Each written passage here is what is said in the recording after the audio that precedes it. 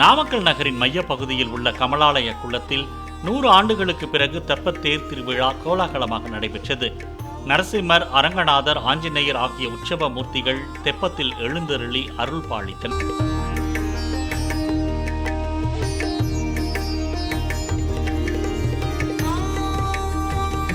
திமுக MP ராஜேஷ்குமாரின் ஏற்பாட்டில் அறநிலையத்துறை அனுமதியோடு நடைபெற்ற தெப்பத் தேர் திருவிழாவில் அமைச்சர் மதிவேந்தன் உள்ளிட்டோர் பங்கேற்றனர்.